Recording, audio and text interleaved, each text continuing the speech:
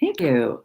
This is Alice Alicia Jones, and this is segment two of the How Past Lives Influence This Lifetime.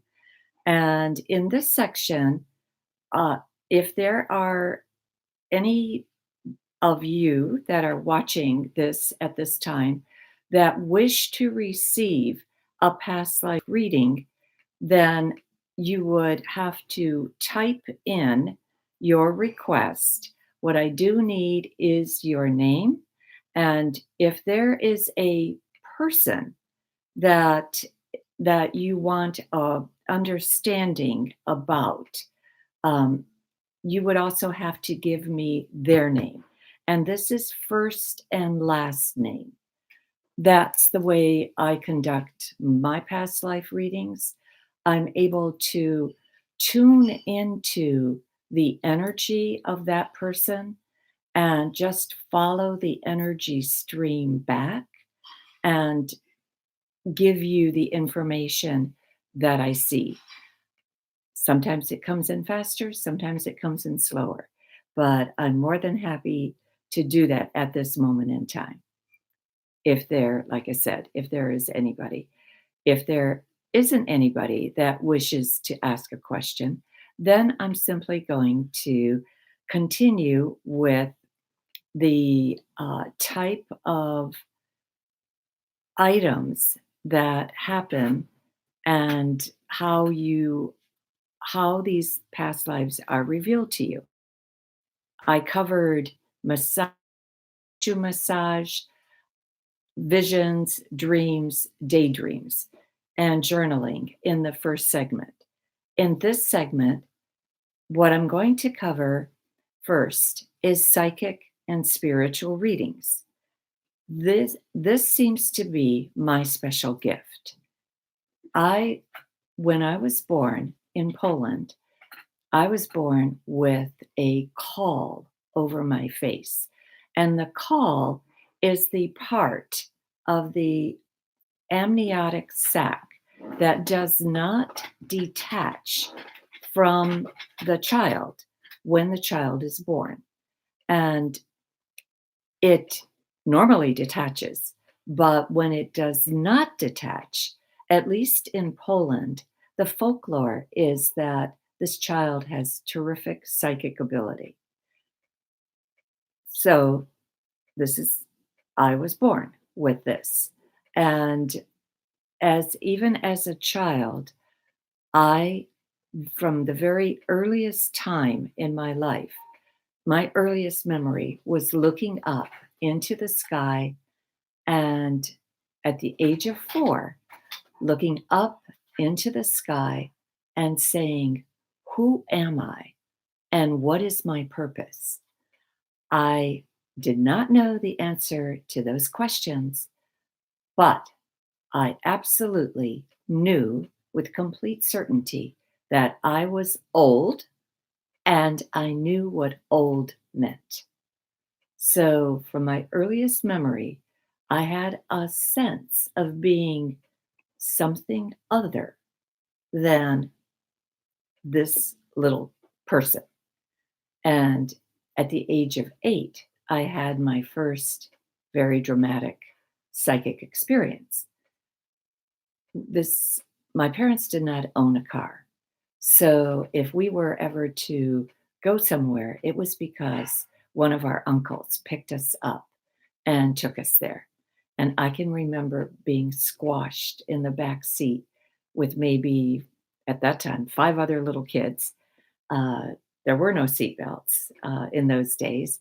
And we stopped. He had come to a stop, and I looked up at a tree, and all of a sudden, my consciousness joined forces with that tree. It was as if I had become the tree. Everywhere I looked, all I could see was the life energy of the tree. And I didn't know what this experience was. I didn't share this experience with anybody. But I never forgot the experience. And it took a few minutes for me to come back. As long as we were standing there, we had a we had I had this vision of being the tree. My next memory was where I started to hear voices from my guides. And since I went to a parochial school, we were always in a class with 50 children. And the nuns had no such thing as a teacher's aide, as a parent helper. They taught 50 children all day long, all by themselves. And I can remember specifically in fifth grade, the nun was valiantly trying to teach the students how to diagram. I know diagramming is not something that they even attempt today. They gave up teaching kids how to write cursively. Everybody prints. They gave up trying to teach children how to diagram a sentence. But I can remember hearing the voice inside my head saying, if she would only, and giving a side explanation to what the teacher could have said, or would have, or could have said it, if she only said this, and this, the children would understand. This voice was very, very clear. And basically, again, I never shared with anybody that I heard this. My explanation to myself was, I'm just smart. So, because I was always able to get very, very high grades simply because I listened to the advice that I was given and to um, and to do my work accordingly. I always obviously did my homework, never slouched off on that. But those early experiences led to my sense of always having a witness to what I was doing, never really being fully comfortable in my own skin, never really feeling like I fully belonged on this planet, never really feeling like I fully belonged to my family. I really, again, I never shared that with anybody, but I had a, a very strange sensation of I'm different. I'm just different. I didn't know what this meant. I didn't really try to investigate it. But my next big juncture in spiritual development came in the early 20s when I heard about Duke University doing spoon bending and the remote viewing and how double blinded studies were conducted. And Duke University was always in the news for doing that. So I absolutely felt that I was going to uh, just wanted to learn as much about this as possible. But life intervened. And effectively, I spent the next 30 years of my life pursuing a 3D career, became a real estate broker. Uh, and it was only after I seriously decided that I needed to learn more about my spiritual life um, because my life was not working. I'm not going to go into why it wasn't working, but because that's a video for another time. But it absolutely was not working. It did not matter what I did in the real estate field, how high my earnings were, how many accolades, how many awards, how much I helped people do their stuff. I simply was not happy. And as this cavern opened up within me, I, uh, one thing that I never gave up was my journaling. From age 21, because I entered into such a difficult period in my life, I started to unload on paper. And effectively, um, I really never understood that 50% of what I was writing didn't come from me, it came through me. And 50% of what was given to me by my guides. 50%, half, every time I sat down, um, I received messages from spirit to keep me buoyed up, to keep me feeling as if I can tackle another day. And it was really, really interesting because this truly was the start of my being able to give spiritual readings, because I can remember in those years how many people came to me for counseling. And it didn't matter whether I was um, their real estate broker, they needed counseling, or whether I was a friend, or whether I had joined an organization. It seemed like I became, uh, or people became attached to me simply because they knew in all honesty that they could unload whatever their problems were, and that I would never carry them any further. I would give them advice, and this is obviously the advice I was hearing. And then I was able to help them feel better. And then, did it change what they did? My guess is very little, because the same people came with the same problems day after day after day after day. But what it did do is just temporarily make them feel better. So I think, like I said, in retrospect, this was the start of my ability to do psychic and spiritual readings. Okay, Alice, Christine King wants free reading. Okay. And Kang, Kang, Kaimeg. Kaineg, Koenig. Mhm. All right. Christine, I'm going to tap into you. And the first thing that I hear is family issues. Do you have matters that are weighing heavily on you because of something that's going wrong in the family? And it doesn't even matter if the family is close by, it can be part of your extended family. It doesn't have to be your immediate family. Is there something happening with that?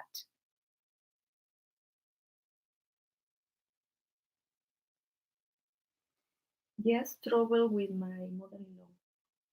Okay.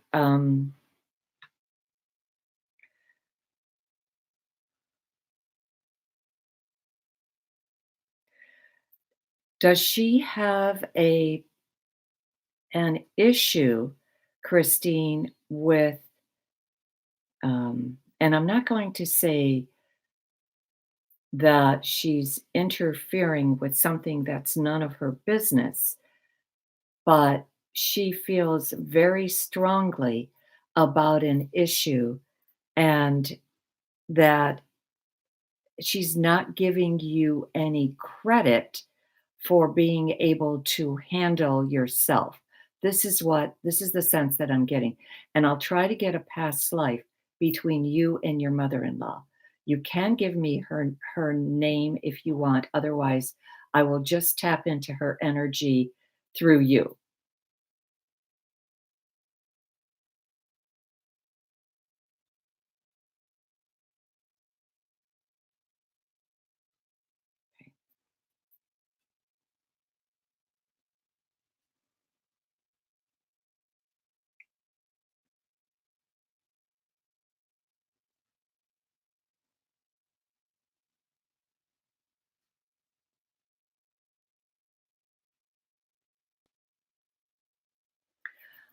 Christine, in terms of a past life, what I saw was a lifetime where you were the mother and she was the child.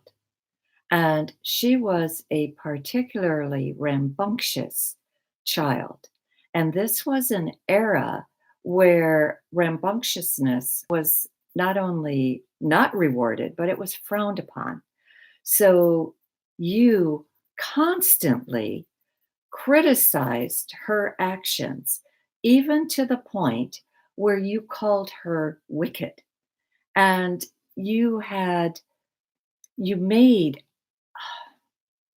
her feel, uh, what I'm seeing is stomach issues with her as a child, that it gave her tremendous stomach aches. So she became very sickly.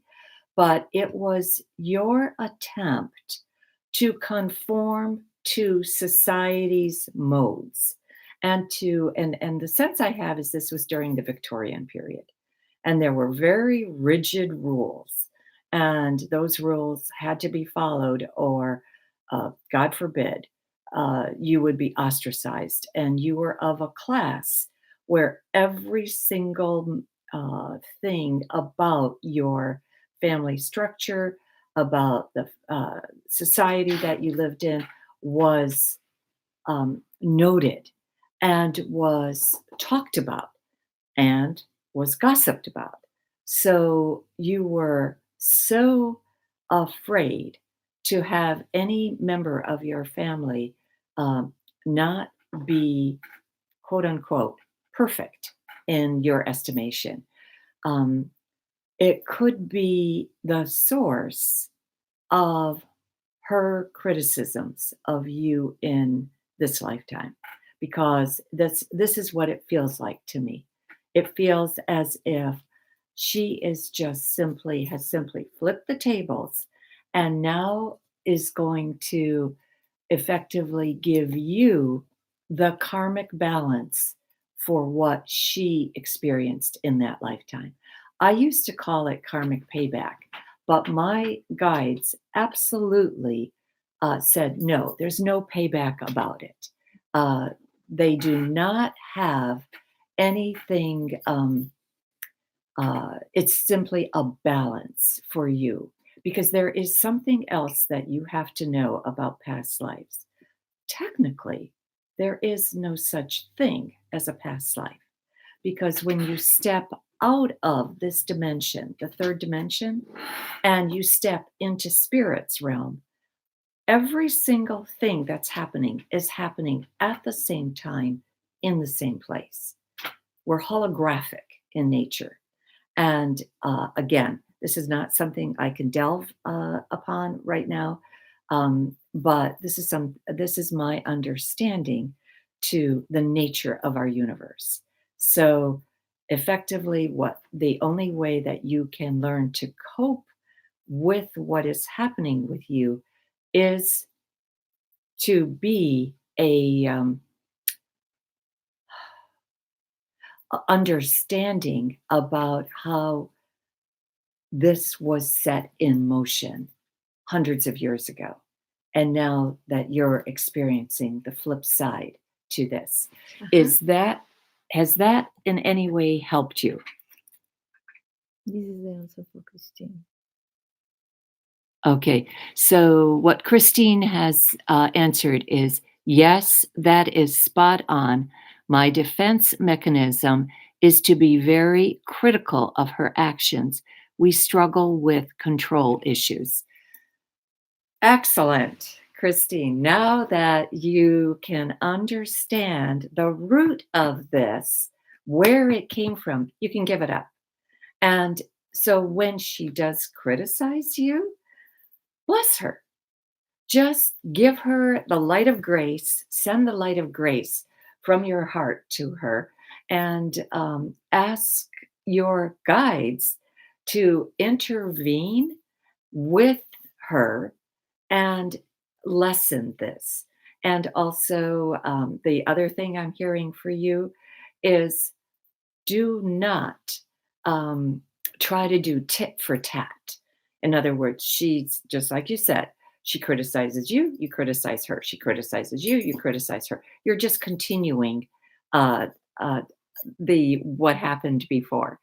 But effectively, you now can change that modus operandi and by working with spirit. And I also am going to have you work with a bubble of light.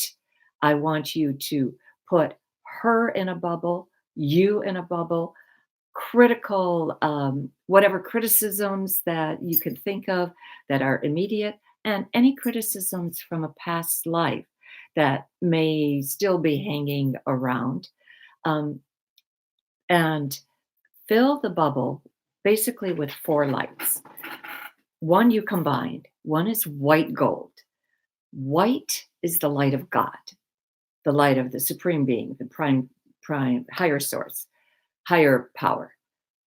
Gold is the light of the Christ consciousness.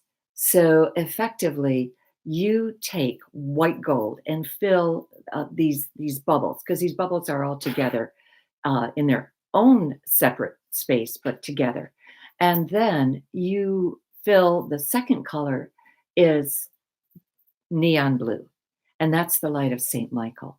That's the light of the Archangel Michael, and that's the light of courage. And that's what you are to uh, fill the second color. And the third color is magenta. You fill the whole bubble, all the bubbles with magenta light. And you can do this in 30 seconds when you become, just after you do it a few times. Do it first thing in the morning, last thing at night. And you will know that you're protected in the morning, you're protected at night. So I am very grateful to you for having the opportunity to do this. I will ask at the next segment, I'll ask for somebody to come in for another past life reading. But like I said, I do need the first and last name. I did not need the first and last name of the person that you um, needed the reading on, because that was strictly I could find them through your energy field. And I do want to thank you for listening. I'm the author of Own Your Power Day by Day. I strongly recommend that you get it. These are words that were totally guided by spirit, and it was a 20-year endeavor, 16 years of writing and editing, 4 years of it resting while I became ready for its release. Thank you for listening, and we will see you in a few minutes for the section 3 of this series.